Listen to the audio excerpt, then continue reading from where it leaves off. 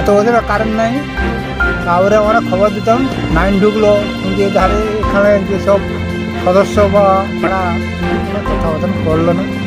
এই খবর হবার পরে কি কারেন্টটা এলো? পরে লাইন চালানো হচ্ছে। কতটা আনন্দিত আপনারা? আর বিদ্যুৎ ঢুকছে, আমরা আনন্দ হবো না?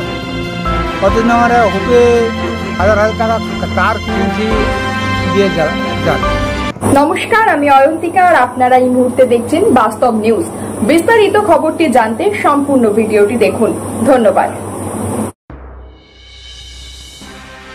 বাস্তব নিউজে খবরের জেরে দুদিনের মধ্যে বিদ্যুতের লাইন দেওয়ার কাজ শুরু। দক্ষিণ 24 পরগনা জেলার পাথর প্রতিমা ব্লকের দক্ষিণ গোবিন্দপুর এলাকার 15 থেকে 20 বছর বিদ্যুতের লাইন নেই। বুকিং ভরসা ছিল 700 পরিবারে। আর সেই খবর বাস্তব নিউজে সম্প্রচার হওয়ার পর থেকেই নড়ে চড়ে বসল প্রশাসন, যে বিদ্যুৎ এলো না 20 বছরে দুদিনের মধ্যেই বিদ্যুৎ খুঁটি বসানো এবং বিদ্যুৎ সংযোগ শুরু হলো। এ যেন আজব দুনিয়া। এলাকাবাসীর প্রশ্ন, তাহলে সংবাদ মাধ্যম প্রচার না করলে কি কোনো কাজ হবে না? এতদিন না হওয়ার পর এখন হঠাৎ করে কেন কাজ শুরু হলো বর্ষাকালে? ঘটনাটি দক্ষিণ 24 পরগনা জেলার পাথর প্রতিমা ব্লকের রামগঙ্গা গ্রাম পঞ্চায়েতের দক্ষিণ গোবিন্দপুর এলাকায়। উল্লেখ্য, এই এলাকায় প্রায় 700টি পরিবার 15 থেকে 20 বছর হুকিংয়ের উপর নির্ভর করে বিদ্যুৎ চালাচ্ছিল, যার ফলে বহু লোক বিদ্যুৎপৃষ্ট হয়েছে। মৃত্যু হয়েছে 2 যুবকের। তাতেও সরকারের টনক নড়েনি। শেষ পর্যন্ত আমাদের চ্যানেলে খবর সম্প্রচার হওয়ার পর প্রশাসন নড়ে চড়ে বসলো। আজ থেকেই শুরু হলো বিদ্যুৎ দেওয়ার কাজ। আর আপনারা সেই ছবি সরাসরি দেখছেন শুধুমাত্র বাস্তব নিউজের পর্দায়।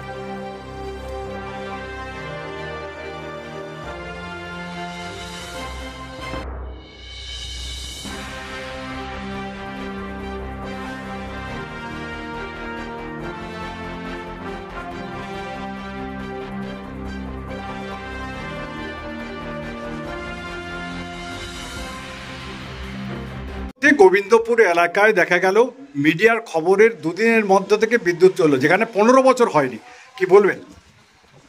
15 বছর হয়নি, যে দুর্ঘটনার পরেই যখন কাজটা শুরু হলো ভালো, কিন্তু দুর্ঘটনা ঘটার পরেই কেন উদ্যোগ গ্রহণ করলো? অনেক আগে থেকে উদ্যোগ গ্রহণ করা উচিত। এখন হুপিংয়ে যেমন কাজ চলছে, হুপিংয়ে তেমন বিভিন্ন লোক দুর্ঘটনায় মারাও যাচ্ছে, কম বয়সী ছেলেরাও মারা যাচ্ছে, কৃষকরাও মারা যাচ্ছে। ফলে এক্ষেত্রে শুধু গোবিন্দপুর নয়, যত এরকম হুপিং পয়েন্ট রয়েছে সব জায়গাতেই সরকারি পদ্ধতিতে কাজ হওয়া একান্ত প্রয়োজন। সবচেয়ে বড় কথা যে বিদ্যুতের ইনফ্রাস্ট্রাকচার যা আছে গোটা রাজ্যের উপরে না, গোটা দেশের উপরে নতুন করে বিদ্যুতের আইন যা চালু হয়েছে, তাতে smart meter, dynamic smart meter, এগুলো বিদ্যুৎ গ্রাহকদের ক্ষেত্রে আগামী দিনে ভয়ঙ্কর বিপজ্জনক একটা দিক। ফলে এটা অবশ্যই ডাইনামিক স্মার্ট মিটার যেটা, এটা বন্ধ হওয়া একান্ত প্রয়োজন। অতিরিক্ত বিল আসবে, অতিরিক্ত কৃষকের ক্ষতি হবে। দেশের সরকার এবং রাজ্যের সরকার ভর্তুকি দিয়ে কৃষকের লাভজনক ব্যবস্থা গ্রহণ করা উচিত। আপনার নাম? সত্যরঞ্জন দাস, সিপিআইএম এর পাথর প্রতিমা এরিয়া কমিটির সম্পাদক। বছর ধরে ছিল না। এই যে কারেন্ট ছিল, হুপ কলেজে কারেন্ট চলছিল, অনেক মানুষের জীবনও গেছে, সঙ্গে সঙ্গে মারাও গেছে।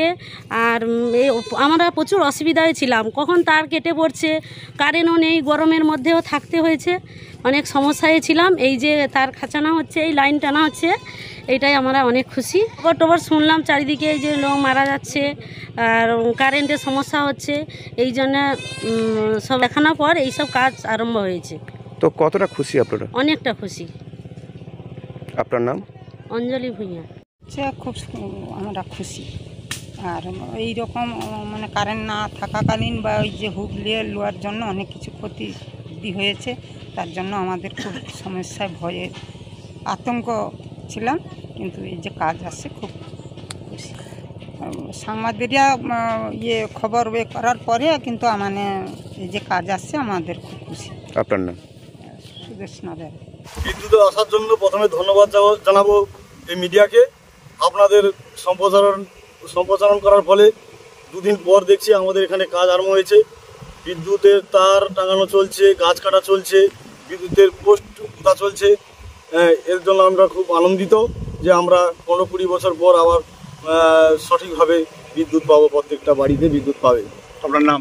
অনুপ কুমার মাইতি।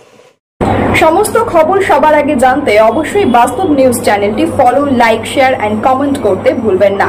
ধন্যবাদ।